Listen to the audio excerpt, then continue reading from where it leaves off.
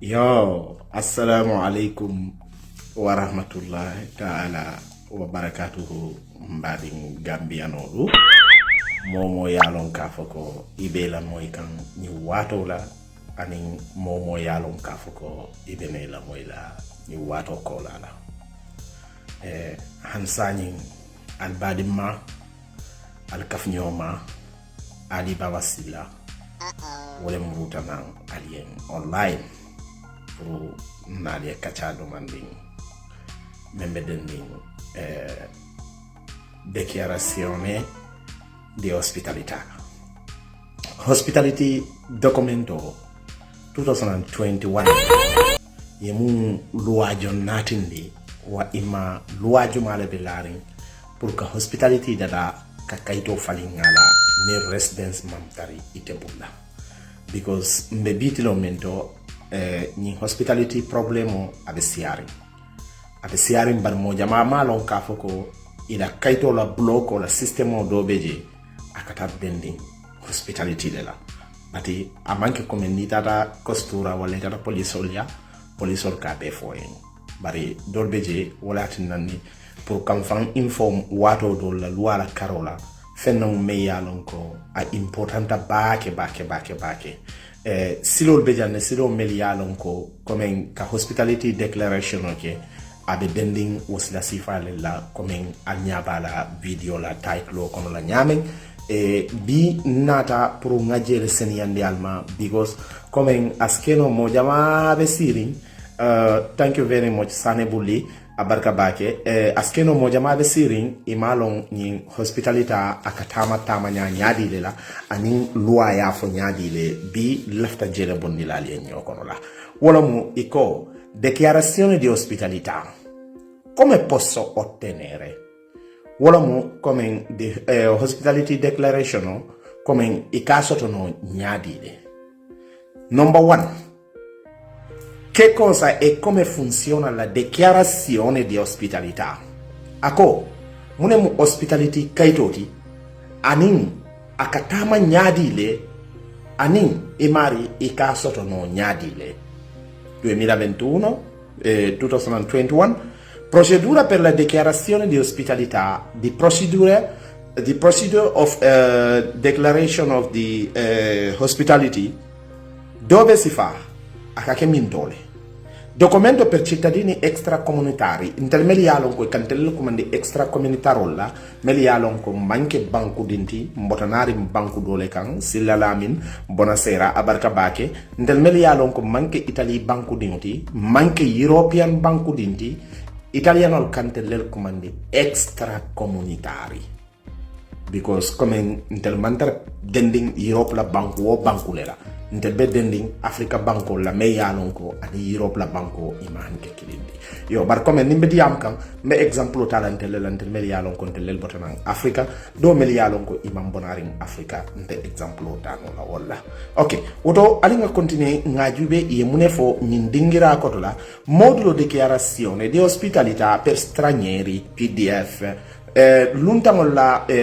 hospitality declaration la sanature hai fana ya barka bake grazie mille anche tu fratello grazie davvero come nel melialon con l'ultimo del nata pruka che an PDF la dichiarazione di ospitalità 2021 è un documento importante ako declaration 2021 kaito melialon ko is very important. Wala mu Sekou Darame abarka bake abarka buonasera anche te Sekou Darame abarka bake wala mu nyinti come la dichiarazione di ospitalità 2021 è un documento importante per lo straniero. Chi vuole arrivare in Italia deve consegnarlo al consolato italiano del suo paese affinché possa ottenere il visto turistico. Nata tunning itemu luntan mengalon ko inata visa la adu nyanta kasabati Italy kono la membe tambila 1 month kontola ita jiyata menna bun kono amari nyanta hospitality declaration o kele yende yata yasamba ila banko la consulaya pour kalon ka foko ite mari ibela livre wa banko le ka nyinkama isi Italy la visa soto Italy mengalon ko kamuta ko nyim permesso di soggiorno be nyamenna italiano ko di la during ila fonko ila vacation kono la Italy banko kan yo barda sain diamun tel bank ndel la bank ndel mel ya lon kon tel mu extra communitarolti kaydi falen la carola because iko kayto lo mu manga lon ko a importante but all'altro lo jam fanno na kote iko dichiarazione di ospitalità 2021 di Hospitality Declaration 2021 è molto importante anche per il cittadino extracomunitario che è già in Italia ai fini del rinnovo del permesso di soggiorno. Altro ako kaito me yalonko is very important pour luntangol me yalonko ibe already living Italy banko kanjanne bari la kaito banta pour inanta ke la kaito ni renew. So sai ala important ning anin comme ni ba soto la mbadingolu comme alkana hakil fula soto mbabe takan nin dingirale to jang inshallah mbabe explain yen comme loi ya itandi nin kayto balala nyamenna inshallah mbabe mon lale nyokono wonyale yusfa sane ifana nimbara sane balama nyancho ako aratana mune lawo kan ako una cosa di un privato, una casa di un privato, come è bunta modo bulla meyalonko a manche agenziati botiata privately. Ok, in questo caso il proprietario o l'inquilino di questa casa ti deve rilasciare una dichiarazione di ospitalità. Nivel livri mo la bunkono mo me yalon ko je manke la bunti amari ayala private household ta comme tebe jandame by this time sainten ni mo lafta kayti falinna amari nata ya ndesi hospitality de lano kayitandi polisola ka foko kari de nyimbung babale yata bunni na contrat ko abatele tola luaso abatele tola atele bungo nyinta akajo karwo kari ay la mini jia ala bungo kono la puru ay de sabatiring afe ala bungo kono la so with that document istano yela kayto falling hannatari ite mari ima residence soto which mean bunti ko nyanta kawleke but procedure membeje wala mu nyinti lafta wala explain alien alaji Umar Fati ifana nimbara abarka bake bon lavoro fratello Lamin Combo abarka bake alina continue nyato iko procedure membeje 2021 for the hospitality declaration wo fonko nyin wo procedure membeje wala mo procedure jumati wala mo nyinti dove si fa dichiarazione ni ba che le cacche mindole si stai ospitando una persona a casa tua ako natra misal kam ibe mole jiandi kan ila bunkono la mo me yalonko abe living Italy already kayti tiolo mati amari ala kaito banta anyanta kala kaito falling wala ala kaito nyanta kabang anyanta kala kaito falling ita lafta mari de mala hospitalitato pour amari eta ayala kaito falling iko procedure membeje 2021 pa jamme ifana you are welcome brother all of you are welcome thank you very much men comment ala barka mbalde konton naino iko sanin italiano nefo iko si stai ospitando una persona a casa tua ko natar misal kam ibe mole hospitality kan ila bunkono la ibe mole giandi kan ila bunkono la devi darne comunicazione alla polizia locale a manche costura toti a manche carabiniero oliati but polizia locale wolo munyin fonko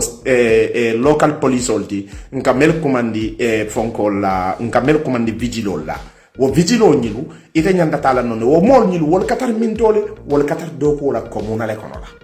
wala teneko nivel declaration o nyinkela inyanda tala polizia locale lea o polizia locale la comunicazione è obbligatorio solo nei seguenti due casi ako in declaration is come loi con le is obligation only for two things kufula obligation o mati wala wo kufulo mbenaka wole bondilali nyokono and what is the importance of the declaration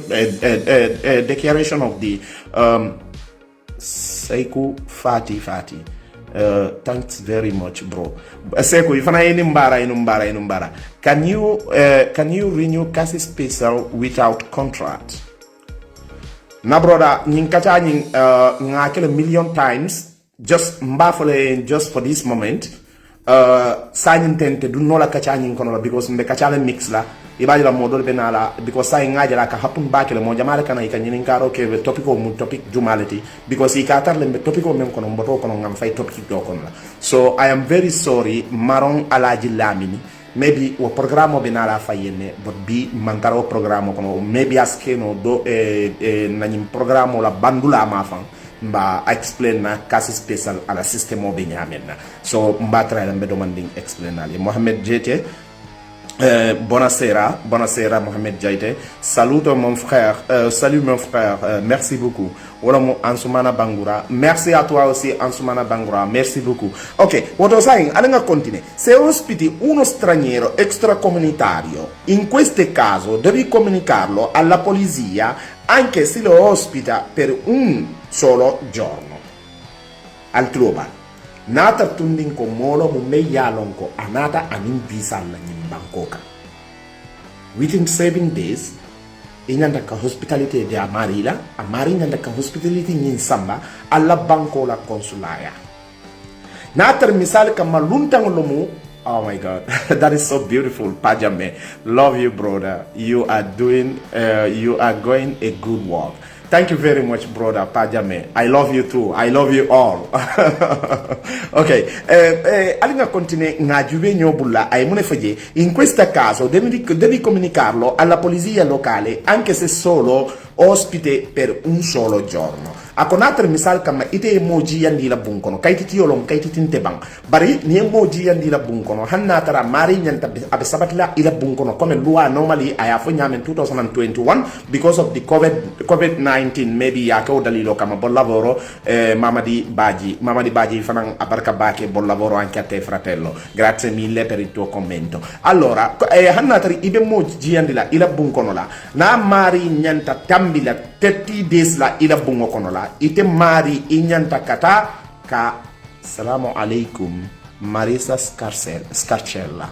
Marisa Scarcella, ciao, salamu alaikum, come va? Tutto a posto? Spero che tutto bene. Allora, continuiamo. Cosa devi in questo caso devi comunicarlo alla polizia anche se lo ospiti per un solo giorno. Hanna misal kama iba mariji yandi kan for only 1 days inyanta le kataka declaration o ke kafo ko kari abe living ila bunne konola because of why se ospiti un italiano per più di 30 giorni natra misal kama ibe italiano legia kan ila bunkono me alon ko abe tambina 30 days la inyanta comunique se di seguito trovi il modello di comunicazione da scaricare, compilare e presentare alla polizia locale. Ako isitano online maybe Google to ye PDF on download PDF on you can fill it by your hand ni a fil foka pare ye la kaito la data al keje ye fon la data al keje ila date of birth ibota banku jumale la kaito la nombal kaiti jumale bete mari bulla permesso di soggiorno anin codice fiscale anin fonko carte d'identità norbe bulla wo mari fanan ibadi kam menna amari fanan nyanta the same thing lel sorla pour ye kaf nyoma kasamba costurato polisolia local polisolia même ni comuna polisolti e ka wolle comandi polizia locale di seguito ngaje fole foka pare puoi presentarla recando di persona preso la questura ni mantano in polisolia ite ni kaito download online foka pare inyanta kasika yeta by yourself in the costura pour yeta yela kaito ni dichiarazione in kenoji oppure inviarla tramite raccomandata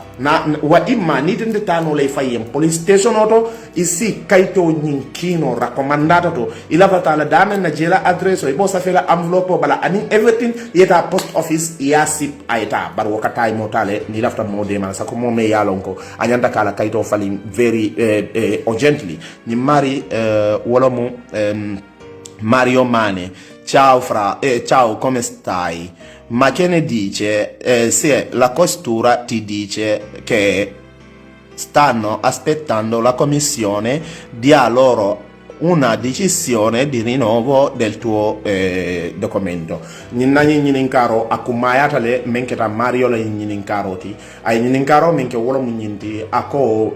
moneyati nandi police ol kafo molienko ibe commissioner la decision le batundi na broda hani last live video men ngake Mario Mane ni lafta any response la ji nga last live video menke ta yeta video nyin jube ibela response be sot la je mun yati ndi police ol kaw foye ani police ol ya foye mun nyanta ke problème oti ani mun mu problème oti ngabe explain je comme hansa nyin tel gambianol ma try no kanyo understand bal comme nkana nyin karo jama ke commentol kono la time men nimbe live kono la akatar la wonyin karo wo live ni waketa already so natra misal kama ibe ko follow kan dame yalon ko comment ko ilafta good information on la je always make so ni mari de aka video ka diamu kayti ko le la ka ketenne okay woto ala nyim video mel tamita mbato ngala title jube adiam tamune la jam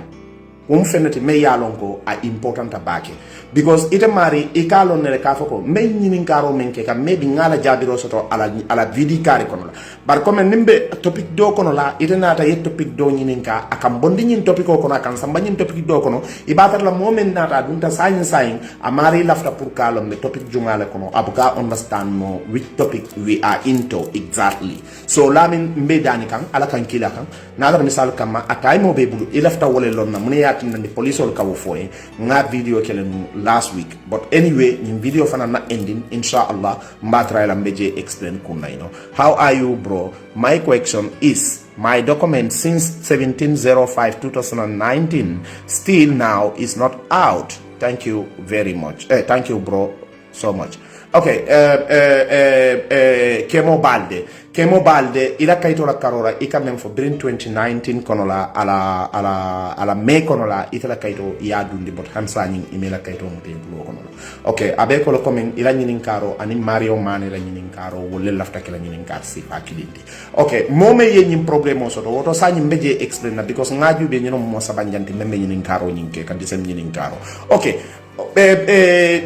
comme nga fo nyamen na last video kono la because nyine keta video nani janti mena mba explain la damen na so mba explain na bi fana nyim video kono for the last time okay mome yalon ko ayala kaito dundi atata costura ko en kombe commission la decision le batundi costura buka fenke no woto lawyer buka fenke no woto judge buka fenke no woto unless nin commissiono ya la decision o ta pour ite mari la kayti dio la karola wa imma ila kayto la renewal karola ni wo manke aka difficult baake pour police or will speak answer detail about your document adum ni system o fanan ku sabale katarije sani because comme loi na ta nyamena o ite mari do ko contrat ko men samba ay problème soto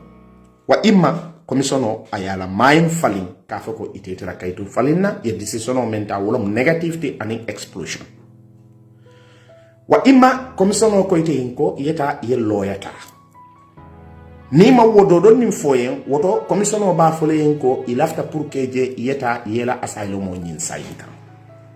imbesi keno probability me yalon ko loi kono da abe saferi nje wonyale article number 10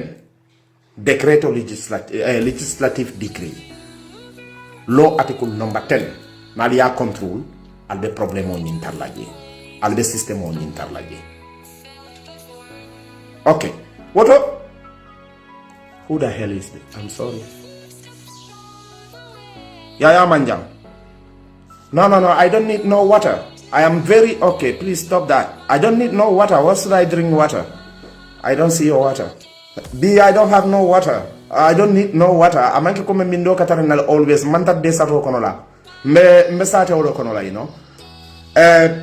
Kommente somanda nimbe life la nkan over minne, you know. Nkan mimbakele somanda. Somanda Gio is good. Even Dr. Kaufo yenne, you know. Okay. Woto alinga continue hansani comme be système men kono wala mu declaration oti comme hospitalita ni mobe hospitalita dile declaration oni inyanta ka ke nyaadile 2020 and in 2021 sankono lo wakili nyimbe lori in questo articolo in this article sulla dichiarazione di ospitalità regarding the hospitality declaration kono la spieghiamo come funziona e cosa ako articolo kono la mba explain na lien aka wok nyaadile ani munemu hospitality declaration on nyinti wo declaration on nyin lafta pour ka wollel bondale nyokono article mel yalon ko wollel be nala nyin kayto kono la ok wo problema nyin wala mu nyinti spieghiamo come funziona e cos'è inoltre alla fine dell'articolo vi lasciando link ako il modulo PDF dichiarazione di ospitalità ako ning articolo kono lay be men explanali wala mu nyinti linko be jere linko me yalon ko isi modulo in format PDF isa download noje ya safe ani bulola yela data bedundi je ani badi kam molla momen na yola data bedundi je yata ya samba polizia locale ya pour kaita ni kafoko kankari kunnan ko la kari anata abentele ya so anyanta kalif na bungono la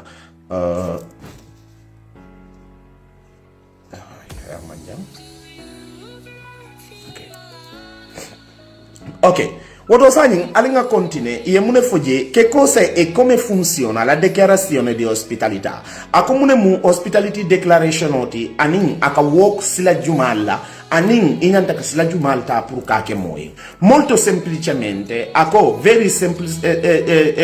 simply con questo documento potete dimostrare allo Stato italiano di avere un posto dove alloggiare. Ako wo kaito nyin akoto mumenti wolo munyinti kaito lo mu kaito me yalon ko isaita nino Italy la government la ka foko bungo be bulu bungo me yalon ko isimo jiano je isimo kundino je wo bungo nyin wo dalilo yake nandi yedde chiarazione okay. A questo garanzia è obbligatorio in due casi. Ako in this guarantee come niemo guarantee ka mari ji andi la bungono han fo declarare sono sa fa mari ji ka foko kari abe different na bunne kono la ite mari you have two obligatory case o two obligatory case wona munyinti one per il turismo in Italia natra misal kama amari nata tourism lela Italy banko kanjang maybe broda wa imma sister wa imma cousin wa imma friend abe bulla Germany but Germany kayto le babulla anata Italy jang alafta ka stay Italy for 1 month loi kono la 2021 in 2020 la loi kono la this is obligation yeta ya mari declare ka foko amari abe living Italy fe ila bonkono nata kuning ite mari ibe bummen kono bunyin ibe regularly was Italian law and its obligation anyantale kake nata punning amari abe ila bumule konola bongoni nata misal kama abe legal amantari illegal bo me yalon ko contrato bala bun contrato nyin abe tella nemla inyantale kawoke is a obligation by Italian constitutional law so okay bari italiano quindi soggiorno di breve durata per cui è necessario solo il visto turistico. Nata misal kama amari anata wuce sutunin nella Italy banko kan adun amari nata menna visa membabulla is only tourist visa wole ba amari bulla pour kanun Italy banko kan ja. Ok, ba nata misal kama due wala mu second one oti mbe camera mun ninton la je pour albe nya sa je no nyame wala mu come nyin nomba tu nyin menaka wole kan rilascio o rinnovo del permesso di soggiorno quindi per soggiornare per soggiorni di più lungo durata akonater misal kama mome yalonko abenakan kaiti system ole kono la come benakan kaito di kangala wa imma akanala kaito le renew woto wo mari mu moleti mome yalonko he will stay for long time in Italy here wore nyanda menkela chi può farti una dichiarazione di ospitalità jumale si nin hospitality declaration o dadano ite mari wala mu nyinti nyininkaro with question mark jumale si hospitality declaration on dadano ite mari natra misal kama imu kaiti falinnalet wa imma inyanta kata kaiti tal ite mari ka hospitality dada jumale nyanta ka hospitality dada ite mari un alloggio o un hotel isakeno hotel ni hotel boss lo me yalon ko hotel o babulla wo mari sakeno yenne wa imma in questo caso devi presentare la ricevuta di prenotazione al consolato italiano del tuo paese ako nadar misal kama ite mari inyanta la hotel oleto ite mari risito presentazione ricevuta di prenotazione risito mengaita mi kafoko ite prenotazione che le hoteloto wo hotelo la risito inyanta ka wole samba ila banco ala fonkoya ila banco la consulaya sai mune nyanta kela no una casa di un privato, bungo me yalonko is a private house. In questo caso il proprietario, ako in that case memo buntioti wa meye bungo ita la luaso la ban wa imma ite mari be luaso la je itole dumbe larim bungo nyinkan ite mari ite si declaration o keno mo me yalonko anyanta kana ka dungela ko ila bungo kama bari ina tana mune fo fananto iko quando ospiti qualcuno in casa tua, devi darne comunicazione subito alla polizia locale o alla questura. Ako natar misal kam inyanta kamoji yandi ila bunkono ka hospitality diala. Inyanta tala immediately kataka declaration oke police olia wa imma yeta costura yeta declaration oke di. Barsila nyin declaration onin sain akamun na fale beji animum important kule beji. Devi consegnare o inviare la comunicazione entro 48 ore dall'arrivo dell'ospite. Altrova, ndema fana luale ba fokan, come dalta la nyamen, kaitanda la puralie lala. Ako, devi consegnare o declaration kaitoni, inyanta ka samba costura to wa imma polisolia o inviare la comunicazione entro 48 ore dall'arrivo dell'ospite. Within 48 hours. From the arriving of your come inyanta ka moment gia o mari la futo ila korda kono la within 48 hours inyanta kata declaration on kata di police la. Ok, alingata documento per cittadini extracomunitari natal misal kam itam luntang lati commentel luntang luntel bediante nyamenna i manche tori soti in banco kan l'ospitalità devi fornire al cittadino extracomunitario una dichiarazione di ospitalità contenente i seguenti dati. Ako natal misal kam extracomunitari lo mu wala muntel asylum sikalti wa imantel kayti yol mel yalon ko besiring Italy banko kanjang natal misal kam item mari inyanta hospitality da dala o margile ila bunkono la den inyanta nyin data lel keleje wala mu data jumalati dati del dichiarante mo me yalon ko wala be bungo di kanyela amari la information o le nyanta tarlaje nome e cognome ato ana konton data e logo di nascita a wuluta lungu menna ana wuluta mintole residenza ana la residence de mintole dichiarazione di fornitura alloggio ako ite mari fanan inyanta ibe livrin da menna inyanta kaje declaration of fanan samba dati di cittadino extracomunitari ospitato yellunta mengia ila bunkono pro amari lafta pro kala kaito falin wo mari fananna disem detal inyanta ka wala keleje la dichiarazione che sei proprietario o affittuario dell'immobile kaito men fananga itani wala mu contract kaitoti me yaitani ka foko itana mu buntioti wa imma itana mu moti mo me yalonko kon bunyin na luas contraco abete mari le tola la tua firma anila sign wo fananyanta tarlaje in allegato inyanta kaito mel kaflauma o kaito ni wolle munyinti alla dichiarazione concorrono i seguenti documenti wolomu fotocopia del documento di identità di dell'ospitante inyanta fotocopi ila ID card wala fotocopi wanyanda tarla in hospitality nyinkanne fotocopia dell'atto di proprietà o del contratto di locazione all'immobile ila fotocopi ila bungula contratto la fotocopi inyanda o fanam bula la jele ka di molla woto mbadi ngulu alibatu nga jansani yande alma mbebi mendo niaje moja mabeje ika hospitalità ta ikata costura ka fo enko okay io hospitalità men nati ni jang aman garanti atela kaito falinnola wa imay hospitalità men nati ni amam betera mbadi ngambianol ali nga bonyo kikla mbadi ngambianol ali nga bonyo do kundila nin Senegal le muyti ibel la moy kan ali nga bonyo do kundila nin Guinea Bissau lo muyti ibel la moy kan ali nga bonyo do kundila monata ko en gon lafta hospitality alla because na kay di falin sita lafta pour kata na kay to falin adu bungo bete bulle le contrat ko be bulla adu simo hospitality no ila bungo nyin kono pour ma yiri ala kay to falin nyame because amang adresse soto bari itana tana muneke e ka mari okay nimba la le nimbe hospitality di de la inyanda kanjo 200 euro 300 euro to 400 euro amari ala 300 euro funtindi aya di la itama lo fata yo godo soto nyame ite o kodota ya domo itata police declaration ta ya diala wa illa ite fanga ya lon ka foko ite lo bungola contrat ko wote mo hospitality nola ika hospitality da ika dia mari la mari kata kala kaito dundi alla at the end police ka fayenko ye hospitality men natindi amang correct wa imaite ya lo ne ka foko hospitality aka woku nyamenna ye hospitality kaito da mansika ya dia mari la imanson la kaito la photocopy di la imanson na bun contrat ko la photocopy di la police belano la wo hospitality la nyadi wo dalilo le yake nandi ika mo jamala hospitality system ota ika reject wole yake nandi sani police kam mo nyininka residence la unless ke nyininka fonkola unless ke nyininka declaration ola wala mo hospitality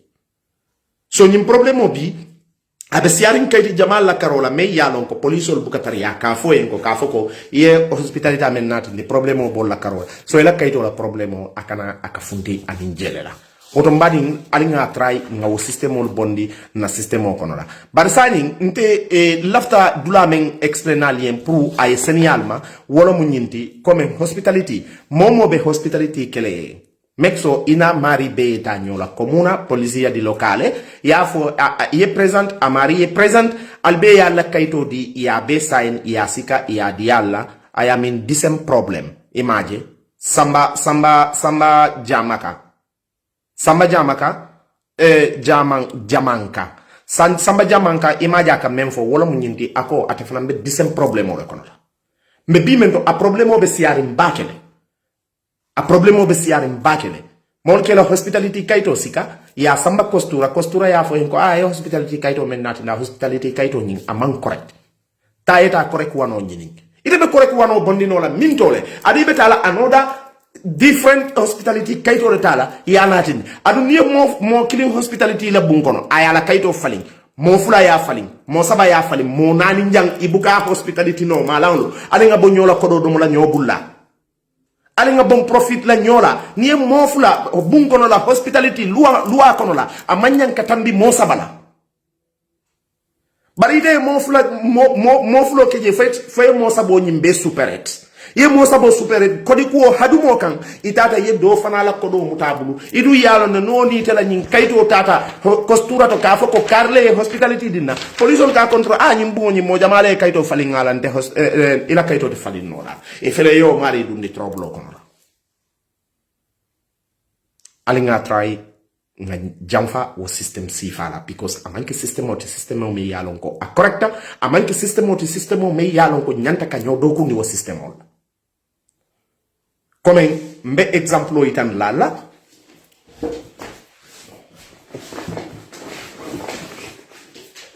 comme bitilo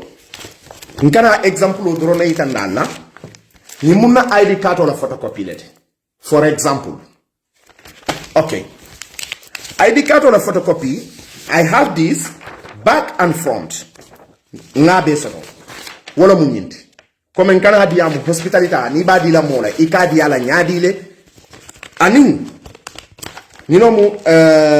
how to call it? Bun contraco.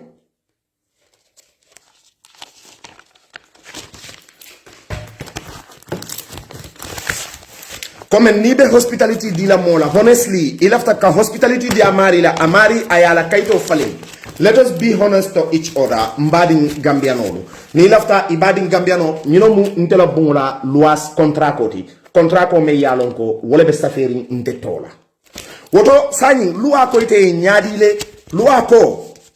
ilanyin kontrako mu na originally kontrako ti, Bungluas or a contract or originally munity at for more than 8 page or 10 page. Mbenyim bela photocopy dadalali. Na ID card à la front photocopy comme nyimbembulo kono nyameng anala back photocopy. Mbo fanam photocopy lale ngadia ngala hospitality kaito nyinkang moment nata e hospitality soto nya pour kata kala kaito fali anyanta nyin na photocopy soto lale anyanta nyum fana na photocopy sot la wala mu evidence bari ite mo bula ko do jola ila bun kono la pour hospitality amari nyande kata kala kayto falin kayto mel yalon ko wala necessarita ite dum fay yalo wala necessarita pour yeta amari yeta la kayto falin e nyande ka kayto men diala iman kayto nyimbe diala e kayto dasari ngo sika ya diala amari yala 300 euro sika aya dila ite malo wo mari yala kodo soto nyadi le katso imalo wo mari yala kodo soto nyadi le yala kodo do mabulu atala kaito falin nola adu there is one problem you people must know no mari ko police olienko aya wafu man you are on the fire you can lose everything for that so wo mari ma woketela ite manyanka wo mari dokundi nya façon woto alinga diamu komanto ngamuru koma do manding broda mele nyinin karo ke because hospitality system o nga bande nga be explainalie momo be hospitality kelalie mexo amari ay tari nyin system o kono na man tari nyin system o kono naka be hospitality kelalie ala fa mari yenko I don't need your hospitality because abela kodole dongola adi beta costura ba fole ni hospitality kaito ni tela kaito falinola wa imma costura te fenfen fole ibela kaito tulo kono to wonyale doron ila kayto katar mekan kono to wonyale doron ite bukalo mune mun na kayto la problemoti ani mune mu costura la problemoti ila tawota costura ka fo enko a intel be commission la batundi a si to nyala commission la decision of jeel ba nin commission itel man kayto itandi ka fo ko baba silla wala mun teti baba silla nyanta kala kayto fali bodi abala kayto fali na abe lifri nyim bunkar leto nyim bunkar lo ngala adresse oti nil lafta pour kaje wala lafta pour kata noma mbatar la dame wo mu nyim bunkar leti hansa ya beko imante identify uto mbadi ngambia no ni yalo kafa ko nyino ila business oti ibella moy kam by this time mbadi Senegalais mbadi Guinea Bissau Guinea Conakry momo bella moy kam by this time ni yalo kafa ko ikamol de ma hospitalitatole wa imma kontako le be bulle kamol ni mol fay nyokan hospitalital ni e mol ni mo saba fay nyokan hospitalital mo kilin ni mo saba fay nyokan hospitalita ko la kana mo nani njan nyori mo kilin kan because hospitalita bungo maximum kayti saba asi wole falin non kayti saba asi wole falin no sankilin konola abuka tambi wala mbadi ngambia non atel mem fanal bel la moy kan alkana stupid alfayen alkala kodo sikasikala alkadi hospitality dilalla just because it left the hospitality la wato ite nita wala pour que la kaytol fali ko nyaani ni mbake and second imari ikanyine kumandi idonita alojo comuna di Milano ikanyine dila idonita alojo men ikaitandila me ya itandika fuko tonyato nyebe bummen kono la ibejele ambunyi a register tale is authentic idonita alojo ni mu fenete me ya lonko afanan important bake sani alinga muru koma me ya lonko wole nyinin karo ke ako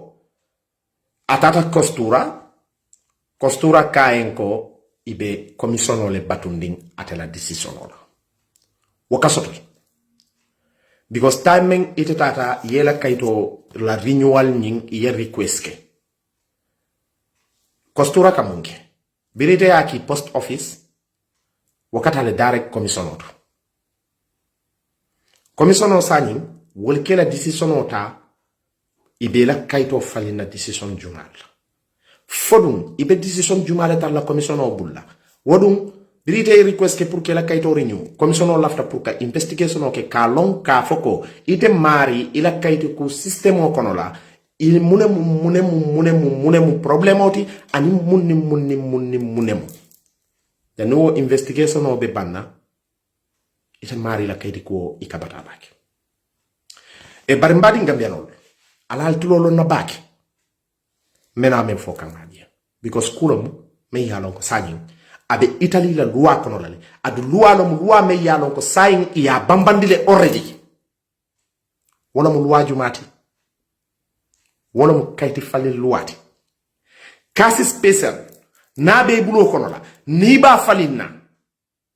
you need working contract doku contract ko ini tawlale okay but odoku contrato sign ite mari mo soto ila kayti falin saya be dasari 1 week wa imma be dasari 1 month ite du nyantale ke la kayto falin meta nyin idea di la gambianol albuke la moy but jamale be problème o nyin soto kam by this time naliye la moy albe problème o mel soto ka alta be soto la yalo sometimes ibuka kodo jube pour ayela hajo tinya sometimes ika kodo bondila ayela hajo jara hannatari ibetula with 1 cent wala betulay bulo kono la wa imma 1 euro wala betulay bulo kono wa imma ibur kono wala betula natar misal kam wala betela kayto safe la just follow it mbadi ngambe non iman do ku contrat ko soro ila kayto la bang sañu abe sar maybe 2 months 3 months 1 month 2 weeks 1 week ita nyanda kamuneke ta lawyer ya ni mantano lawyer ya ta patronato di lavoro i patronati i kafo me yenko patronati ibe tala woneto ni frataji ye fan explain de nyanta kan nakay to fali mbar mando ko soto no mando ko contrat ko soto no ngani nyaawo nyam maaji ma soto no wala kat keep men filiye wala yalo ne iba fil la nyame but the best solution wala mu coming ite mari me yalo ko nyanta ke la kayto fali i mando ko contrat ko soto no tayeta loyata nyani betele kayto dun le fayen lawyer ye assist because signing Italy la loi abetaka nyamen na humanitarian tiol sign anin subsidiarity tiol wolte problem jama sotola but mbe sign men to problem jama be jena bena kan sani abe denkan kasi special ni nekam because kasi special government ya itandi mon la le kafoko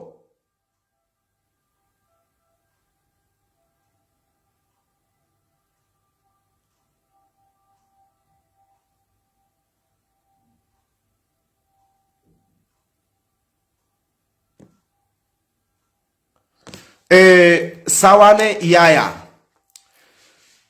yaya mo jamale ben jube kam bukala fi kamo jabi because ntam mo let me yalon ko mbama ni mfama yen kulu respect ko la sawane yaya ni mar respect ko soto imale be far respect la nyame please ngedani alana la kilay go far from the people who have respect nte respect ko le long fayte amira ndeka na kayti ko men kacha malon le yenjang nkana si tv fonko nyato kafani yale fo Gambian no yemba whatever I read to Gambian ya ni ba jubela atelel mu molti mel ya lon ko because itro bala mba fo ka Gambian no al kuriyabula al kanyola ko do dom maybe daji ko lo mu ka wandi ko dol table la ikata hospitality fake hospitality dealer wala yatin ndi be nyin ko mo fokan to cover yourself so that your business can go yeah, this is not life. You are not a good Gambian. You are not a good citizen. Sawane yaya, you are not a good citizen. If you are a good citizen, you will never ever comment on this Facebook here saying that stop lying. Do you think that I am lying? I have all my evidence in front of me. I have all this in front of me. Reading to the Gambian people. You are very stupid person. You are very coward.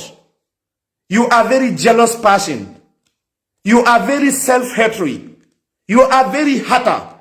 I never want to insult nobody. But today you touch me.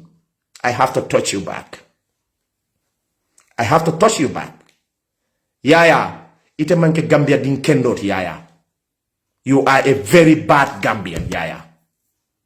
Gambian all ala try alia recognize ni yaya. Ala try alia recognize. Ni mosifal ni lel katar siring ni la bungol kono ila hat katari bon kan ibuka fenke foka nyung Gambian all la hajo tinyang. Ngatar diam kan la always. No mba block la mbe pare la life la dron mba block la ndeka wala ke sanyi. Ni me yen naniro ke dron ke block la because yaya wakilta ay kuma kan men sa fenye mba read la wala mu nyinti simetti di mentire wuli ya fobula fratello broda a perso la verità i fota tognalale ti prego per il nome di Dio ngedani alla tokan non sai niente in Italia ite man fen long Italy a konte man fel long Italy. Yeah, thank God. Ite ka fonte yenko man fel long Italy. I am very happy for that. And I am very grateful. But yeah, for your information, Italy banko kanya mbeli frinjan sanji tang anilulu. Adum make jaka faliyati de. Ngabe ke karangoleti, ngabe ke doku oleti. Adum kaitinta ya make Italy kono jang kome yake Italy jamina. So be very careful of what you are saying, like yeah. And I have very good contact with the lawyers. Nteka mol inform fendina I make so yajet yeah if you can read, if you are someone who know how things work yajet membe saverin santo jam avocado membe saverin avocado per me, lawyers for me nin kaytol carbonari wallet lawyer official to nin kaytol carbonari wallet on kanin kaytol merit. I don't get it just like that and talk to the Facebook just like that. So Yaya Marong, please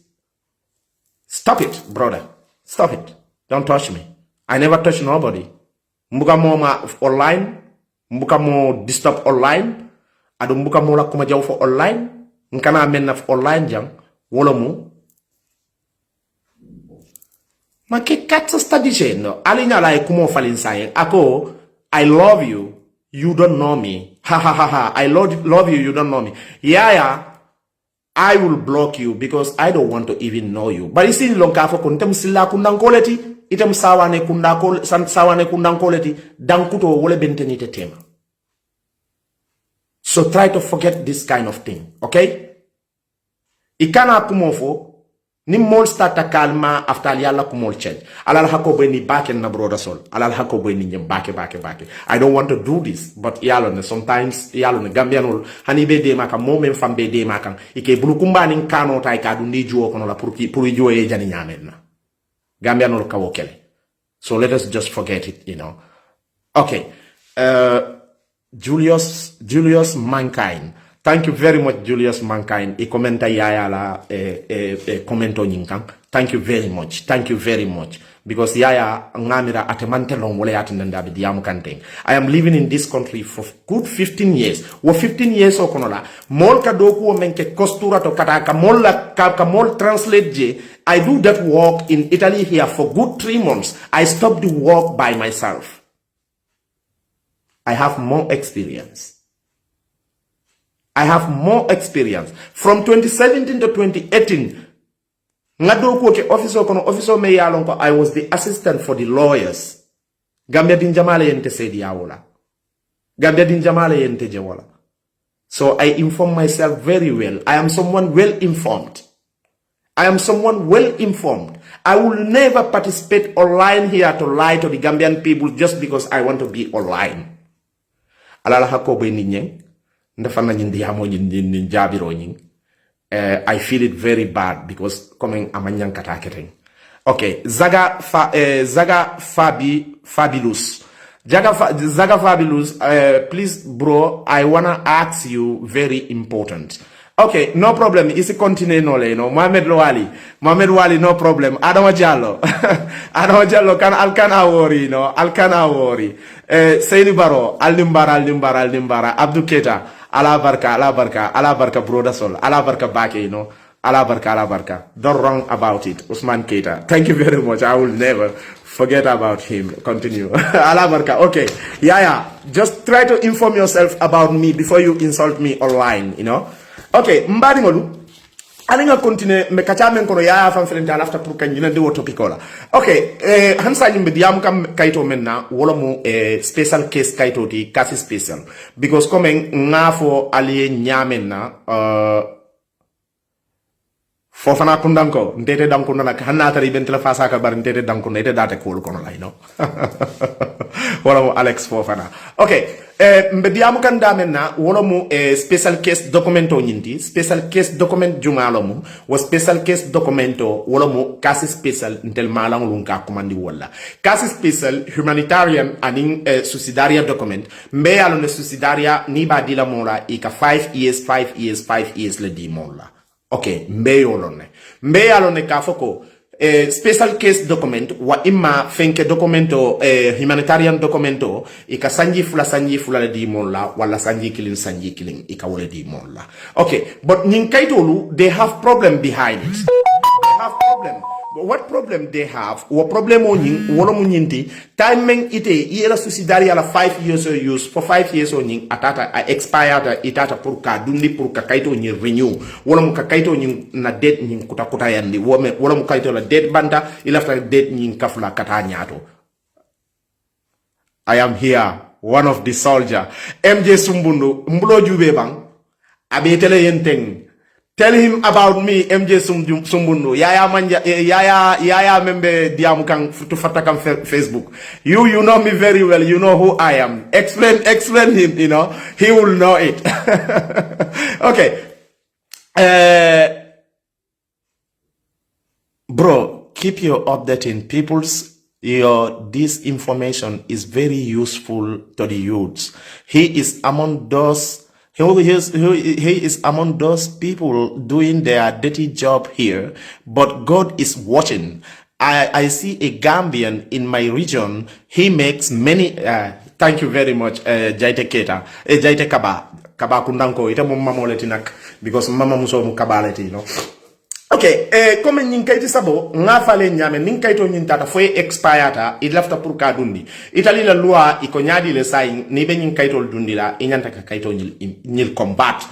inyanta ka combat nyadi into the working permit or autonomo so sai ite mari la kaiti fale wato sita imang autonomo soto iman doku contract soto sai you are between two of them aduita dum ila kaito signing I expire so dead men to takotla is very small dead wol to takotla time is very small time wol to takotla pour ite nyanda kata ke la nyin kaito falling wodo mbari ngameno inyanda kamuneke time men ite man autonomo for sotono faye idum man doku contract ko fanan sotono wo man kete la faulty but sai nyin kaito nyin nite ba falina ikana ila on decision ota yeta lo costura nyato ka foko inata kanyin kaito le falling just like that atrai ita patronato wa imma yeta kaf ye fan explain je wa imma yeta ye good lawyer ta natra misal kama isembo sano ikana office lawyer ta make sure you take a private lawyer with that private lawyer yela problem on explain aye ibadila lawyer be ma ko ila pour yela kayto falim bar mbe bimento doku contract ko mbadi gambiano comme last year na first video me yalon ko ngasia online wo first video nyi me yati nanni ko gambiano yalon ka fako baba be caring wo first video ni ngam foje nko time o bena Italy time o me yalon ko do kote momo bulla pour ye kayto soto abe kola yala time o bena Italy time o me yalon ko momo yalon ka foko do ko contrat ko te ite mari bulo kono la pour yela kayto falling Italy banko kan abe kola yala sign do ko contrat ko nyim pour ka kayto convert even this 2021 Italiano they are not faring about this.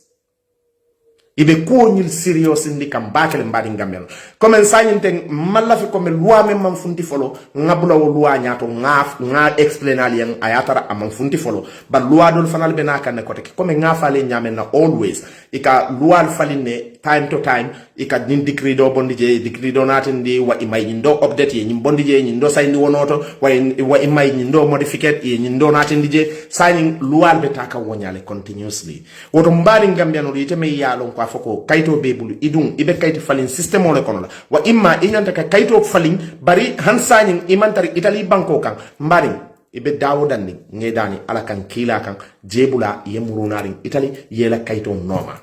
because this is something very important momel fanal ka contract ko fanan niyasa mobulla jannin ina beta costura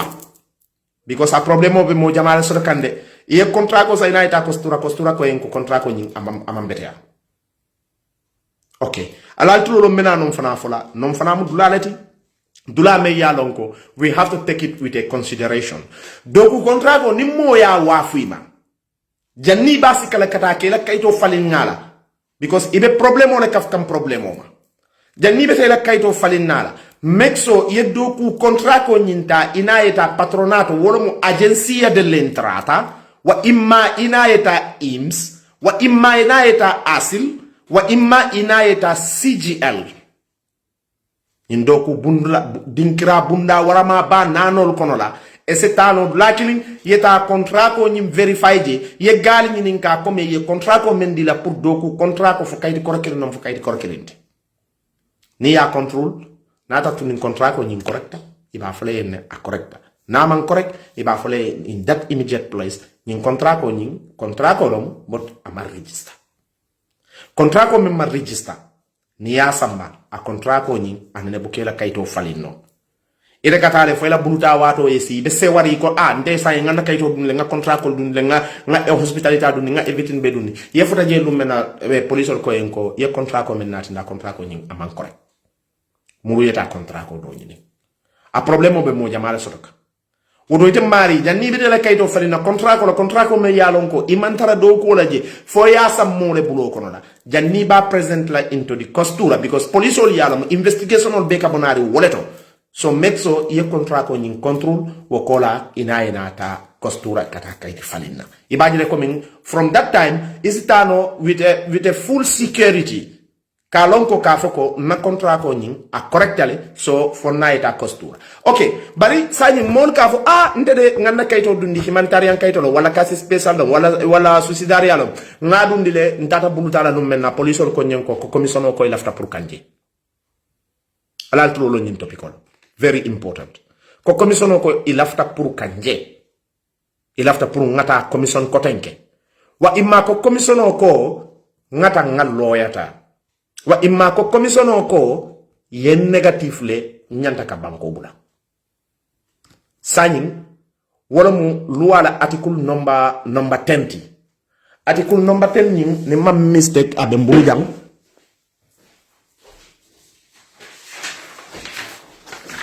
Ninomu law article number 10 wala mu expulsion afelente comme anya bala nyamena wala mu nyinti expulsion jumale beje expulsion o me yalonko nin Italy la banko la loi ayadila akela asylum o tinyano hanna tar political asylum le bebulla wo expulsion o nyin kayto eje explain abe denni mo la karola mo mel yalonko ye notification on soto about the reject aliaje comme nga fale nyame article number 10 ART 10 Italy ITL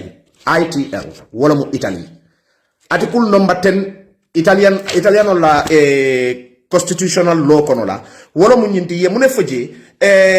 wala mu nyindoti quale sono le espulsioni che possono bloccare la regolarizzazione. Ako expulsion jumalom expulsion o meyalonko asi ite mali la regularization nyin asa block no mansala system kono la asi ite balino kaitoti gira il foglio Alex Fofana kana hori Fofana kundanko bari ni yensa fe ko de kembe block lal de Fofana kundanko abe kullin na sa intende ibararal mbaram varanter barare okay I nga try ba nga je explain demanding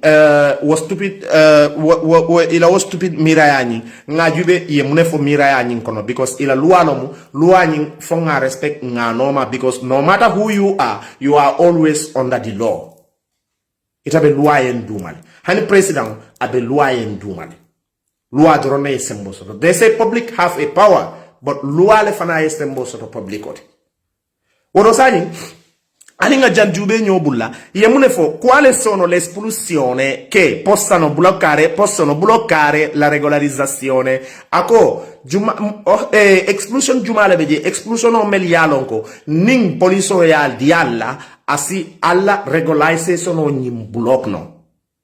ning kayti tiolo muitati asi fondino la kaytola ning kayti tangalo muiti as negatifo dino la ning kayti tangalo muiti asati nandino ita kayto sotono la banko kan expulsion jumale beje expulsion o meyalonko aswotinano wala expulsion jumati ako come abbiamo già trattato le espulsioni ostative sono anche quelle amministrativo per i flussi alialo mune mu fulisoti come dumu flusso de flusso italiano ka fale flusso de flusso wala mu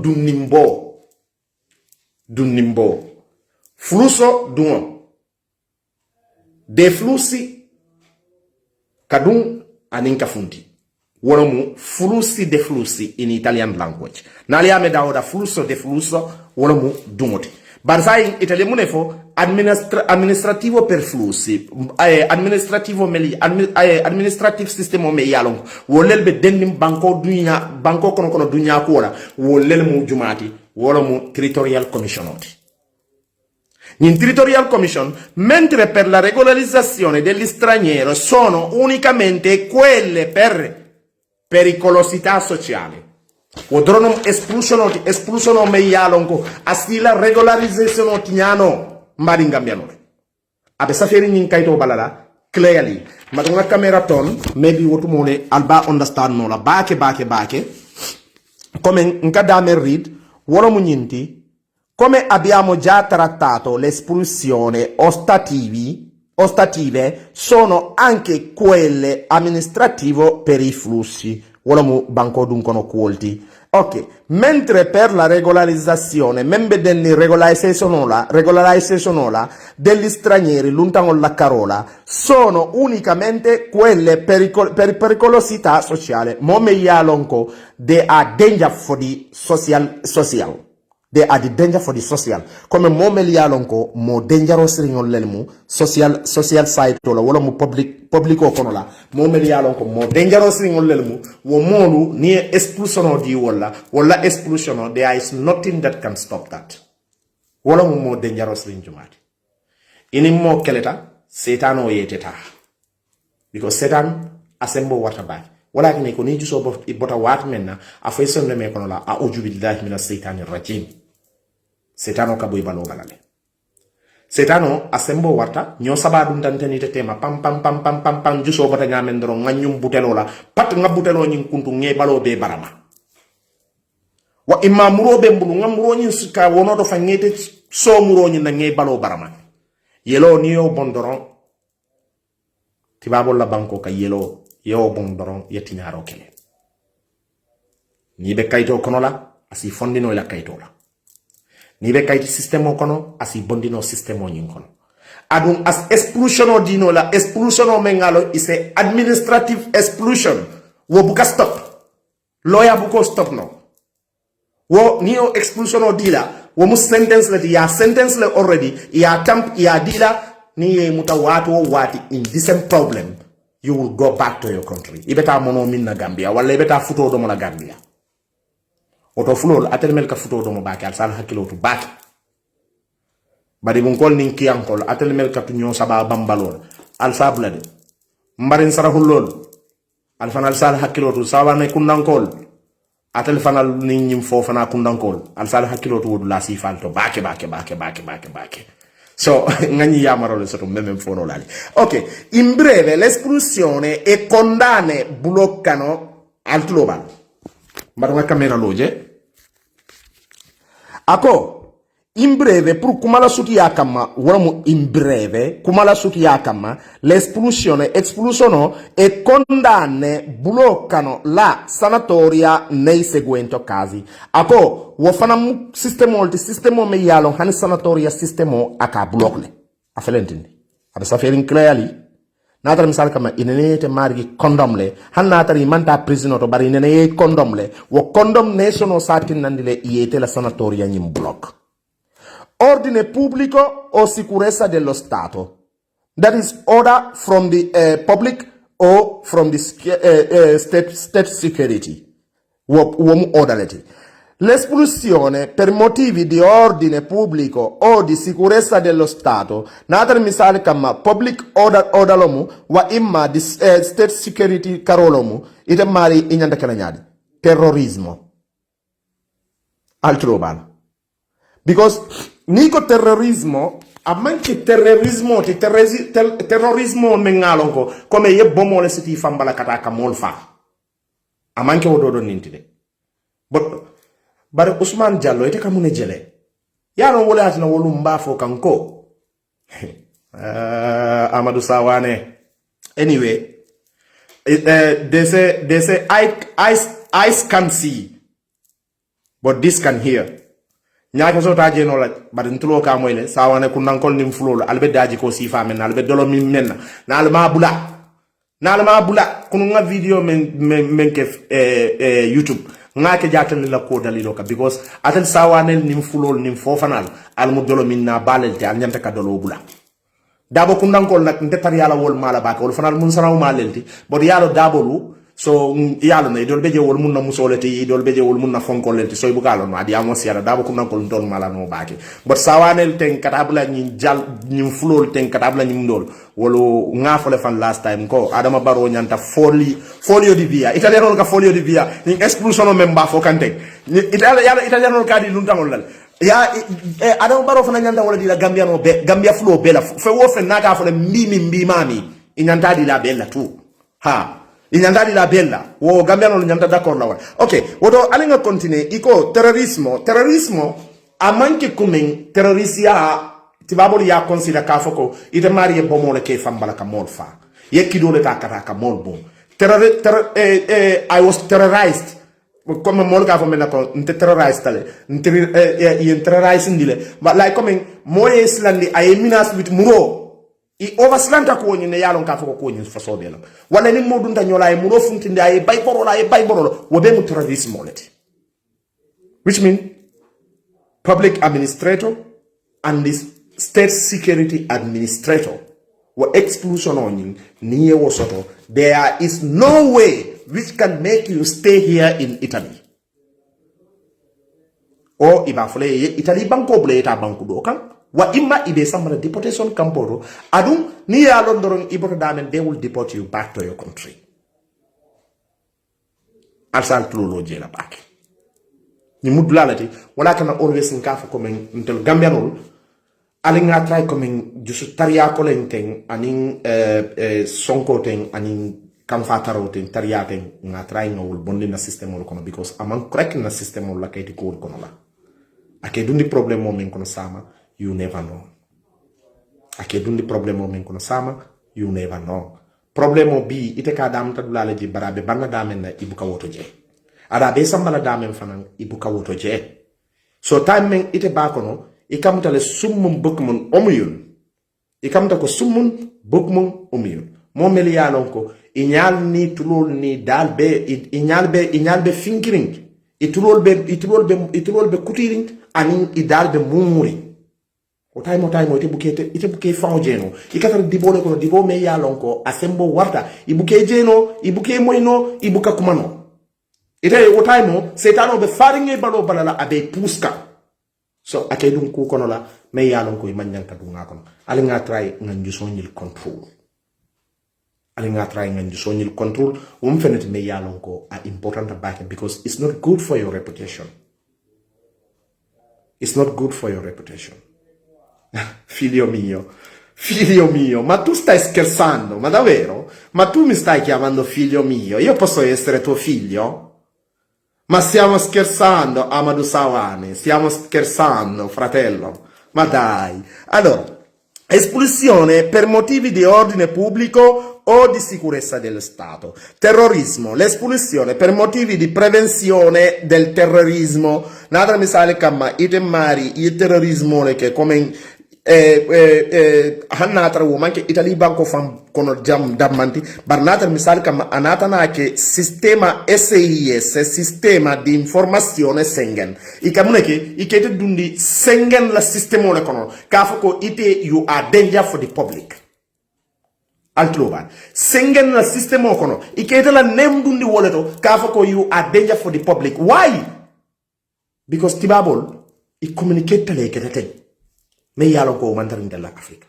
Like come sai ye big criminality ke Africa. E Gambia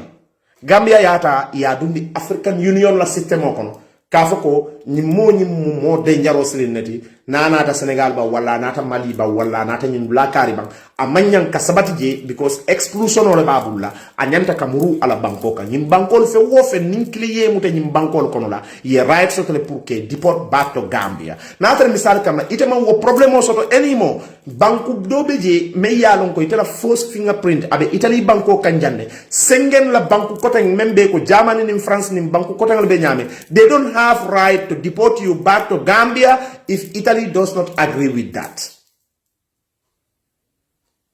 Italian immigrant wo immigrant na dunta Italy banko kanjang atata jaman nin jaman ya mari deport Gambia alonko ite mari ila sistemoni jannin jaman be deport la inin Italiano la government ye nyome moyle already ite mari la karola Italiano la government ama nyinkari de negatif le babulla so del explosion le babulla ama na request ke wala request ke la request ni ya reject say we don't need him anymore. German, that time, they have right to send you back to your country. Apart from that, German have no right to send you back to your country. Wale yatina niye modol muta, instead of ye samba prisoner to wa imake Murundi Gambia, they send them back to Italy here. Or they tell you, you have to go back to Italy. Which means, ite mari mu molet mo me yalong hansa Italiano wol me bote. Jamari ninkare ko we need this person. So German ye muta ye deport man Italy. Banali ajube bake ali akoros bake.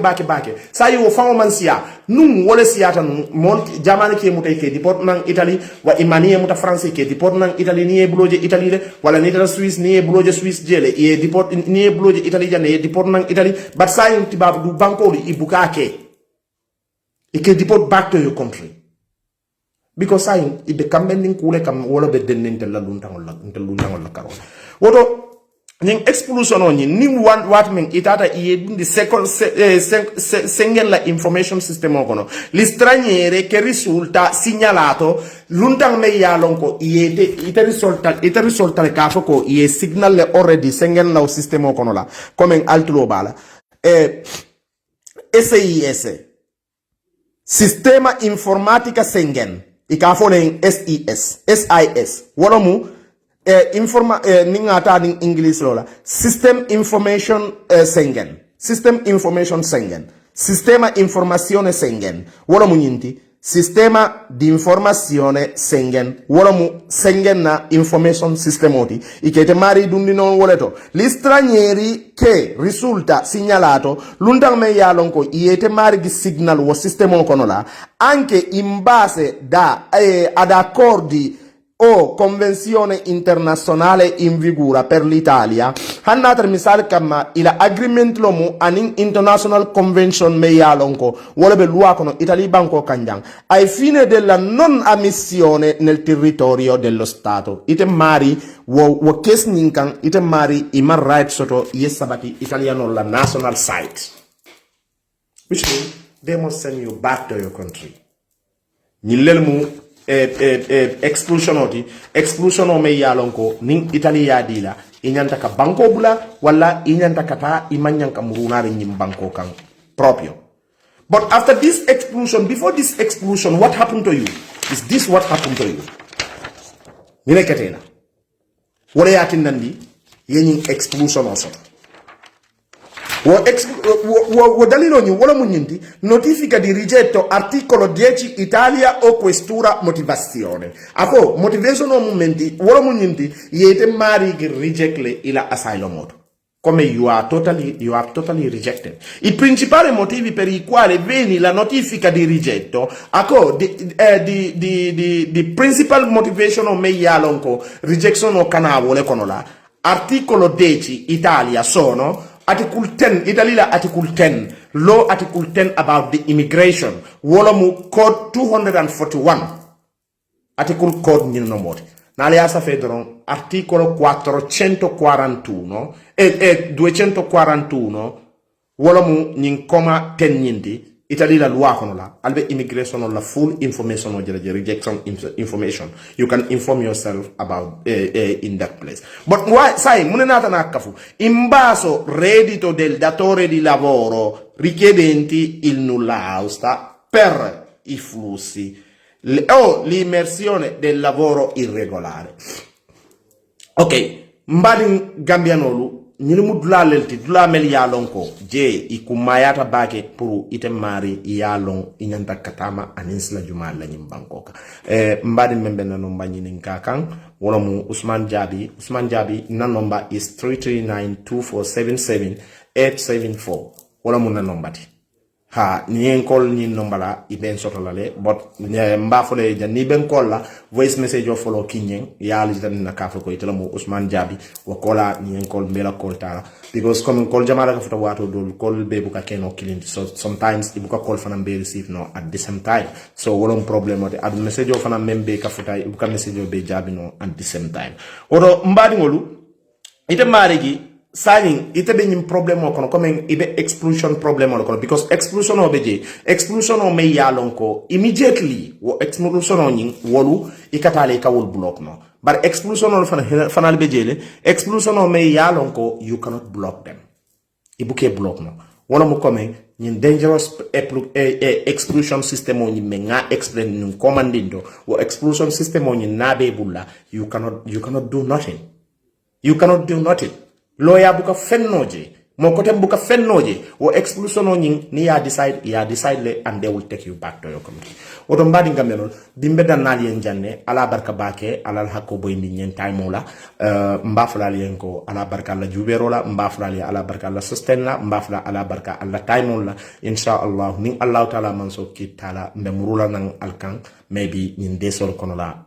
nalbe kachala kote ke ne comme mbem fo kan ali loi ko mel benakan décret ko mel benakan ani article ko mel benakan baye article ni fanal dol funtinda ali online na de kachala mbe bonni dali nyoko na me yalon ko golelbe den in 2021 na sa in demande man 2021 abe result ol funtini ka result nyaadi lo mo comme loi de finti kanter immigration la carola because comme signing ngamera mol be start le ka understand why kaito la time abe mekante because comme in Italy signing luntangol la nying permesso di soggiorno wala permit of stay nyindi ibala system of falinkan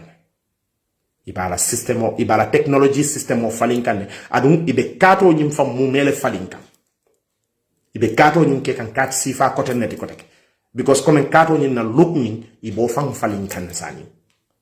so maybe askeno o fana dabe bularin kool kono wala yatinande kool be mekante ibe kool pusin kanten so wo fanasi keno problem oti because comme womu tibabu sengen bela convention o de convention o mengalonko I benta wala kan comme sani ni